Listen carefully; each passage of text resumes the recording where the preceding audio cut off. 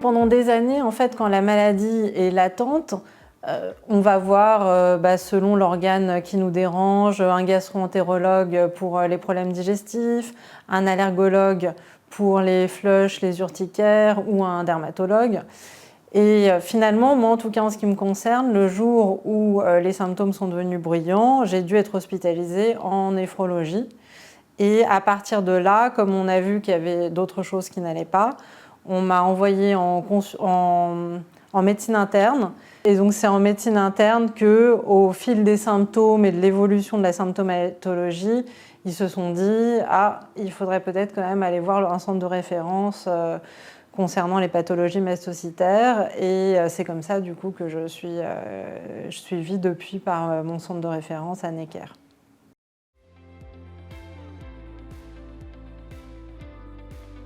Si on compte le délai de diagnostic à partir des premiers symptômes, que j'identifie en tout cas maintenant comme étant les premiers symptômes, eh bien, je pense qu'on peut dire oui, un peu plus de 10 ans pour le diagnostic.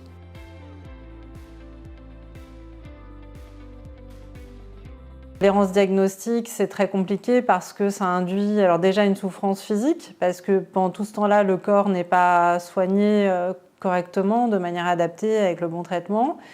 Et ça induit aussi beaucoup de souffrance morale. De la souffrance morale parce que déjà la société est assez dure vis-à-vis de l'errance diagnostique. En fait, souvent les gens ont tendance à dire « Ah, si la personne, on ne lui trouve pas de maladie, c'est qu'elle n'est pas malade ». Et le patient d'ailleurs lui-même finit par se dire « Bon, c'est moi qui dois être un peu fou ou surstressé ». Donc voilà, il y a un temps psychologique assez dur et le diagnostic est quand même ressenti à ce niveau-là comme une libération.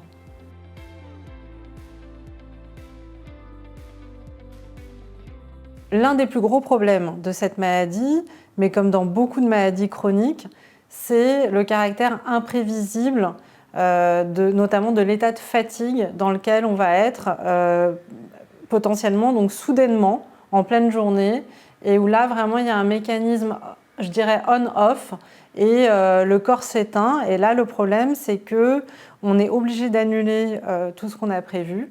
Et ça, vraiment, je trouve que ce problème d'adaptabilité à la maladie et surtout à l'asthénie dans la maladie, c'est vraiment l'un des aspects les plus difficiles pour le patient. Il y a un vrai apprentissage de la vie avec cette imprévisibilité et qui est un apprentissage pas évident. C'est difficile pour soi, bien sûr, et c'est difficile aussi par rapport au regard qu'on ressent, nous en tout cas, de la société, mais y compris même des amis, tout simplement. Parce que quand on est invité à un dîner, il arrive très fréquemment qu'on soit obligé d'annuler en dernière minute.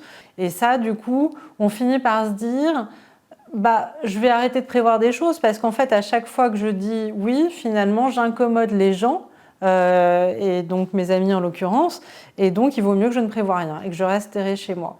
Et ça, c'est un vrai problème que les patients vivent d'une manière générale. C'est très très dur de sortir de cette sensation qu'on est un boulet en fait, et et de se dire non, j'ai le droit d'être malade, et puis mes amis même malgré la maladie, et donc oui, bien sûr, ils comprendront que j'annule même en dernière minute.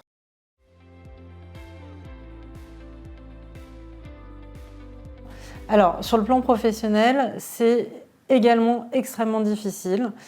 Il faut admettre que dans certains secteurs, le fait d'avoir une qualification de travailleur handicapé peut tout à fait permettre de travailler dans des conditions matérielles et psychologiques favorables, mais il y a beaucoup de professions dans lesquelles, en revanche, être malade, c'est encore très mal vu.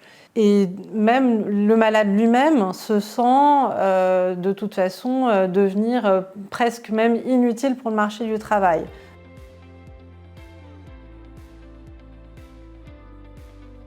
Donc je voudrais porter 2 messages.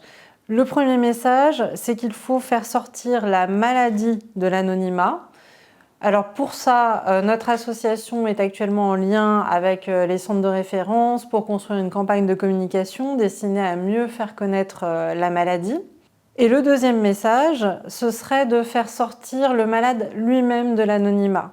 Parce que du coup, comme je vous le disais, actuellement, le malade reste encore trop terré chez lui, sans se dire qu'il a vraiment une valeur ajoutée et que même par la maladie, il a pu se construire des compétences et des qualités qui sont importantes et qui valent même, par exemple, sur le marché du travail. Donc on peut citer comme qualité la faculté d'adaptation, la prise de décision en équipe, la faculté organisationnelle, l'empathie, qui fait que du coup il va traiter par exemple un client de manière différente de ce qu'il aurait fait avant.